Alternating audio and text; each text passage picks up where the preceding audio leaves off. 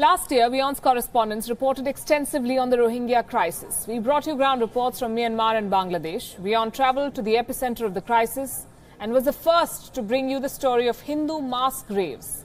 How the Hindu community in Myanmar's Rakhine state came under attack when ethnic violence broke out. Today, Amnesty International has corroborated the very same reports, verifying the facts that we first brought you. Amnesty today said that nearly 100 Hindu villagers were massacred in late August in 2017. The report uncovers new evidence after mass graves were found last year, and based on interviews and photographic evidence, this report pins the blame on the terrorists of the Arakan Rohingya Salvation Army, better known as ARSA, for the mass murder of Hindus. Amnesty tracked down the survivors and reconstructed the series of events, and this is what happened according to them. On the 25th of August 2017 at 8 a.m., armed men dressed in black appeared in one of the villages of Rakhine. They rounded up Hindu men, women and children. They were blindfolded and held. The terrorists told the Hindu community that they cannot stay in this region. Then they were made to march to the outskirts of the village. Rohingya villagers, we are told, were also involved. They reportedly helped out the terrorists. Starting with the men, all 100 of them, all 100 Hindus were executed. 8 women and their children were forced to convert to Islam. And these are just more gruesome details of a tragedy we've been reporting on. The Rohingya violence has led to one of the worst humanitarian crises in the region. Thousands have been killed, lakhs displaced. At the height of the turmoil last year, WION's correspondents travelled to Rakhine in Myanmar and Cox's Bazar in Bangladesh, the two places which were at the heart of this crisis.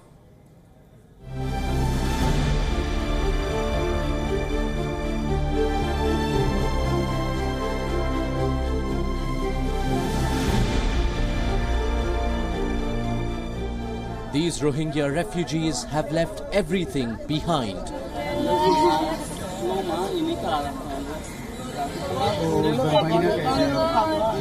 The violence in Rakhine has pushed more than 600,000 refugees into Bangladesh, but they still have nowhere to go. The Bangladesh government will not accept them. Myanmar has refused to recognize them. The mass exodus of Rohingyas has turned the coastal city of Cox's Bazar into a massive relief camp. WION travelled to Cox's Bazar in September. At the Balukhali camp in Cox's Bazar, the hills have been filled up by Rohingya members with makeshift camps made of plastic sheds and thatched huts. Bangladesh Prime Minister Sheikh Hasina has urged the international community to put pressure on the Myanmar authorities to take these people back, as opposed to asking Bangladesh to open its borders, its own economic burdens. It wasn't just the Rohingya Muslims. The Hindu community also was attacked in Rakhine. Some of them managed to escape to Bangladesh. In Bangladesh, in the similar places across Okhia and Cox's Bazar. One of such persons is Chittaranjan Pal, who we're going to speak to.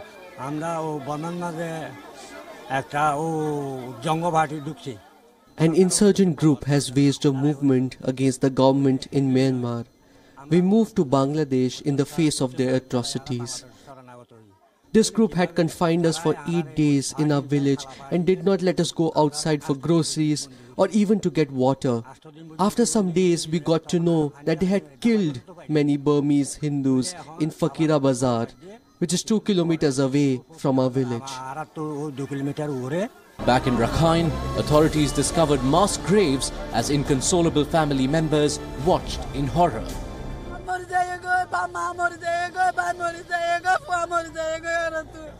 उसकी बाप, उसकी पिता, माता, उसकी भाई, उसकी बेटे मार गई है। ये बंगाली मार दिया है। Some members of the Hindu community managed to find shelter in relief camps set up by the Myanmar government. But when WION visited one of the camps, we found survivors living in dire conditions. One family narrated the horrific tale of their survival. इससे आवाज ही नहीं निकलता है, क्योंकि इसके परिवार सब खो गया, सब मर दिया, इसलिए ये ठीक से बोल नहीं पा रहा है। घर में कौन-कौन थे इनके साथ? इनके साथ माँ बाप है, भाई बहन है, भाभी है, पूरा परिवार कुल मिलाकर 23। While the global community is pointing fingers at Myanmar's military for the crisis, they continue to deny any wrongdoing. According to estimates, Doctors Without Borders, more than 6,000 Rohingyas have been killed during the violence in Myanmar. With Manish Shukla and Saad Hamadi, Bureau Report, WION.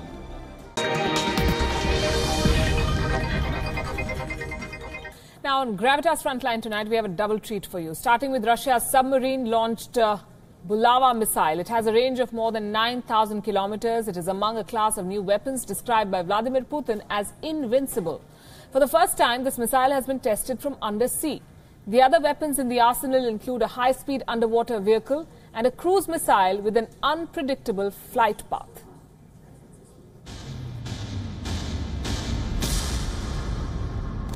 Russia has tested the latest spear in its strategic arsenal, the Bulava intercontinental ballistic missile, 4 of which were test-fired from a Borei-class nuclear submarine recently.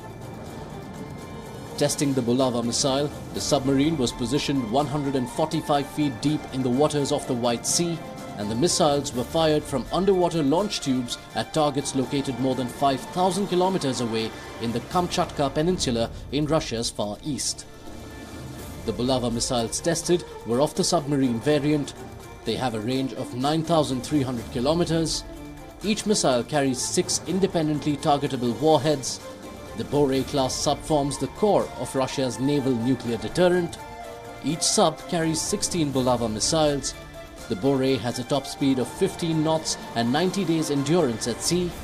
It can descend to a depth of 450 meters or 1,470 feet. 3 Borei-class submarines are already in service, with 5 more under construction. President Vladimir Putin indirectly alluded to them earlier this year when he revealed the development of a class of invincible nuclear weapons. These included a low-flying, hard-to-detect cruise missile with practically unlimited range and unpredictable flight path. Also an unmanned undersea vehicle armed with nuclear warheads and moving at high speeds. Putin has referred to a hypersonic plane-launched nuclear-capable missile and mobile laser weapons. US President Donald Trump has cited the threat posed by Russia's new strategic weapons to justify a $700 billion defense budget for 2018. This is expected to go up again next year to ensure adequate funding for the new weapons. Bureau Report, WION.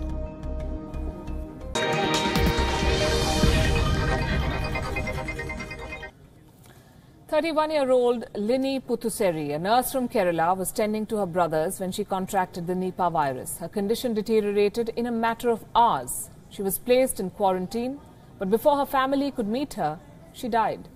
Her husband, who flew in from Bahrain, could not see her either. While in isolation at the hospital, Lini scribbled a note to her husband, and this is what she wrote. Saji Cheta, I am almost on my way.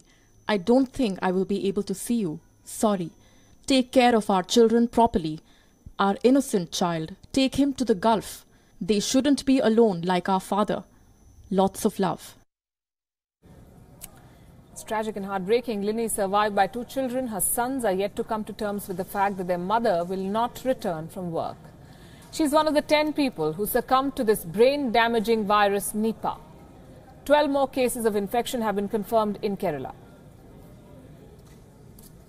Cases has come out and 12 of them are actually positive. We sent the specimens where we suspect, clinically Nipah is suspected, especially Nipah is suspected when we have got fever with some kind of brain involvement.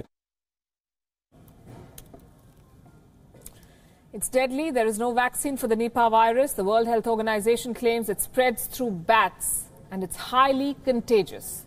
The cause of this disease is not yet clear, but officials tied the initial deaths to bats from a well in Kerala from where the victims drew water. And while India is struggling to contain the outbreak of Nipah some 6,000 kilometers away, medical authorities fear a rerun of last year. More than 7,000 people died in West Africa in 2017 because of the deadly Ebola virus. More than 27 people have been confirmed dead in the Democratic Republic of Congo this year. Such is the scare of the pandemic that the World Health Organization has even given the go-ahead for an experimental vaccine in the African nation. Started yesterday in Bandaka. 33 people received vaccine yesterday. We will continue to do vaccination today. In Bikoro, our colleagues from MSF will be involved in vaccination. Hopefully this will start later in a week or the next week once the preparations are done. The world body has claimed that the situation in the Democratic Republic of Congo is an epidemiological knife edge. They are not certain if the spread of the virus can be contained. They have linked its spread to the carcasses of freshly slaughtered animals, but the locals are not convinced. We don't really know where this Ebola sickness came from. We sell monkey meat every day and people buy it. I inherited this business from my parents, and at that time, no one talked about Ebola. But I don't know what we're going to do now with this monkey meat business. Where did this Ebola story come from?